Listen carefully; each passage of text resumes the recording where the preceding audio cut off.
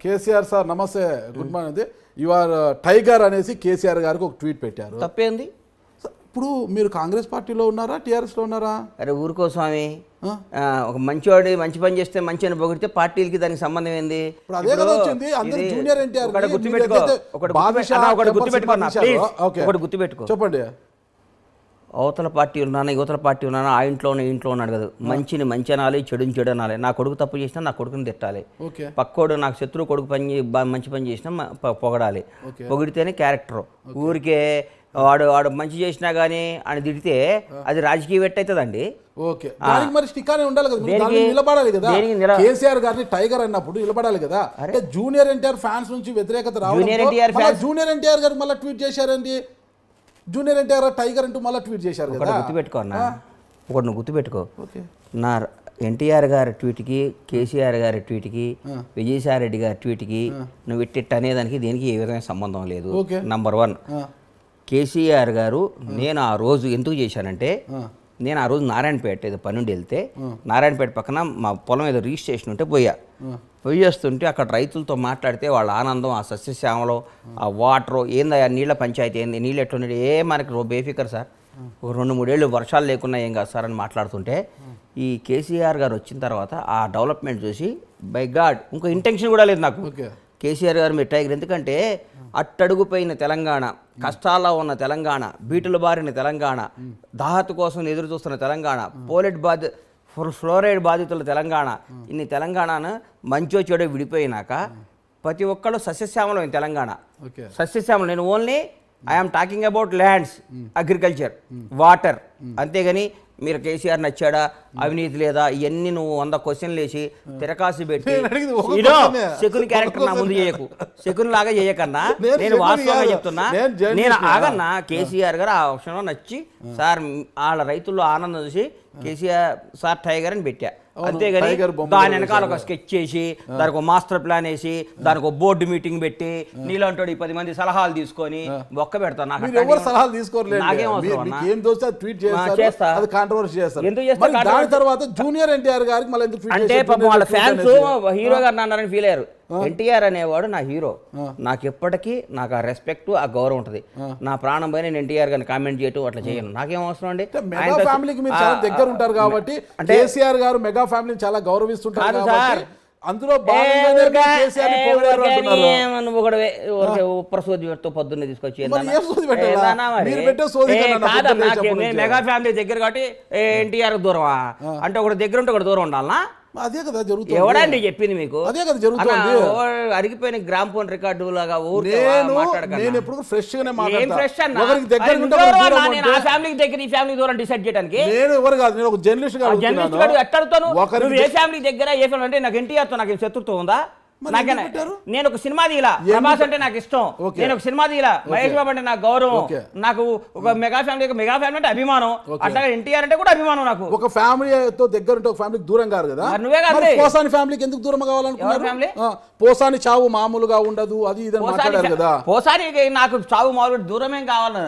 నువ్వు మాట్లాడుతుంది నా హీరో గురించి, ఎన్టీఆర్ అనే వాడి గురించి దగ్గర నుంచి నేను లబ్ధి పొందా. ఎన్టీఆర్ గారితో నేను 2 సినిమాలు తీసా. ఎన్టీఆర్ గారితో నాకు ఒక రిలేషన్ ఉంది. ఎన్టీఆర్ గారితో నాకు బంధం ఉంది. ఎన్టీఆర్ గారితో 2 బ్లాక్ బాస్టర్ సినిమాలు తీసా. ఒక సినిమా సూపర్ హిట్, ఒక సినిమా బ్లాక్ బాస్టర్ హిట్. అది సినిమాలో పెట్టుకోండి స్వామి. వ్యక్తిగత ఎందుకు వస్తారు? సినిమాలో వ్యక్తిగతంగా వచ్చానా? అవును. పోసాని చావు మామూలుగా ఉండదంటే చెప్పడానికి మీరెవరు? నువ్వు ఫస్ట్ ఇది కట్ చేశారంటే నేను నూరుకొని చెప్తున్నా. కట్ చేయండి. ఫస్ట్ నీ మానసిక పరిస్థితి బాలా. ఓకే. ఎందుకంటే కేసీఆర్ అంటావు, విజయసాయి రెడ్డి అంటావు, ఎన్టీఆర్ అంటావు, మెగా ఫ్యామిలీ అంటావు, దీనికి ఏ సంబంధం లేకుండా పోసానంటావు. ఒక క్లారిటీతో క్వశ్చన్ రాసుకొని రేపు రా ఇంటర్వ్యూ. నువ్వు సంబంధం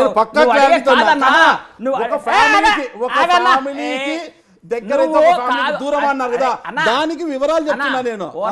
నువ్వు వేరే వాళ్ళు ఇరికించుకో.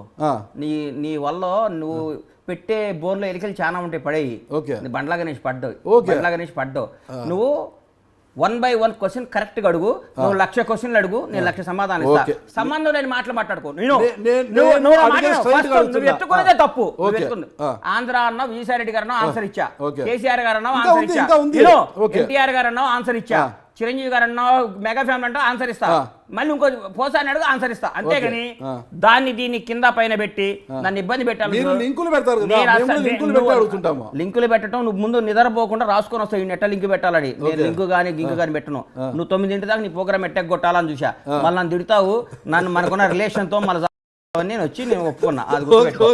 నేను ఎందుకు అన్నానంటే ఒక ఫ్యామిలీకి దగ్గర ఉంటే ఒక ఫ్యామిలీకి దూరం అయినట్టు అన్నారు కదా, దానికి సీక్వెన్స్ ఇది అన్నాను. ఎన్టీఆర్ ఫ్యామిలీ ఏంది, మెగా ఫ్యామిలీ ఏంది, నువ్వు మాట్లాడే మాటలు ఏ ఇష్యూలో అన్నాను, ఏ ఇష్యూలో అన్నాను అడగవే. మీరు చెప్పండి ఆ ఇష్యూ ఏంటో మీరు చెప్పండి. నేను అన్నాను కదా పోసాని కానీ ఎందుకు ఆ మాట అన్నారు మరి? ఆ ఫ్యామిలీ కూడా ఒక ఫ్యామిలీనే కదా, ఆ ఫ్యామిలీకి ఎందుకు దూరమైన?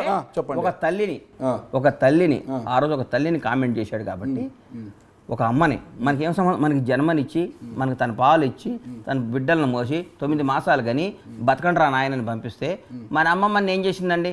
అమ్మని తిట్టడం అవన్నీ తిడితే ఆ రోజు హట్ అయ్యి అన్నా కానీ నాకు అంతేగాని నువ్వు బండ్లాగా నిమిషం కోపమంటే నన్ను తిట్టు, నన్ను కొట్టు, నన్ను కానీ మా అమ్మ నాయన ఏం చేశారు సార్?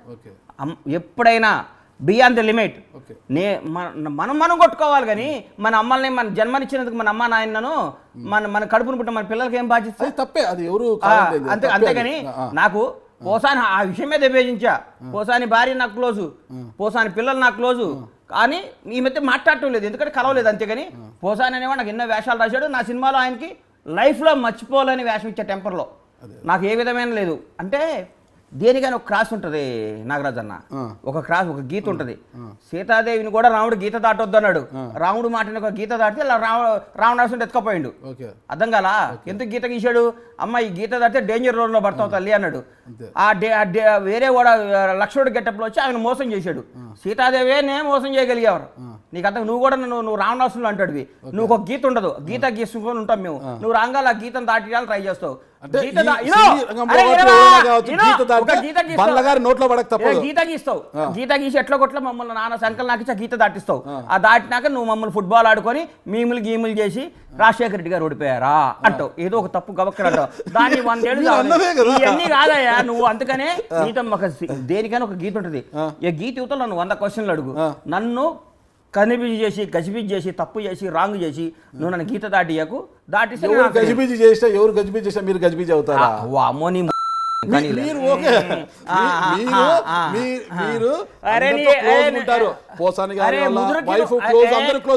పూరి గారు ఫ్యామిలీ కూడా చాలా క్లోజ్.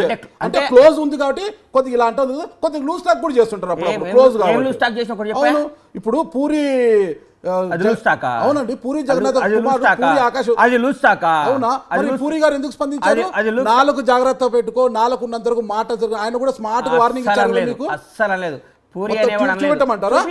అసలు తీసుకోండి బాబు, అసలు తీసుకోండి, అసలు తీసుకోమంటారు. పూరి నిన్న కూడా పూరి ఏం మాట్లాడుతావు? 4 జాగ్రత్తగా పెట్టుకో. అరే నీకు ఇచ్చిండేమో పెట్టు, లేకపోతే ఆ ఇంటర్వ్యూ బందేగా. పూరి అనే బండ్లాగా నీకు వార్నింగ్ ఇవ్వకపోయిందంటే నీకు బందేగా నేను చెప్తున్నా. మీ పేరు ఎత్తకుండానే వార్నింగ్ ఇచ్చాడు. వార్నింగ్ ఇచ్చా, మీ పేరు ఎత్తకుండా స్మూత్ గా వార్నింగ్ ఇచ్చాడు. నువ్వు కుక్స్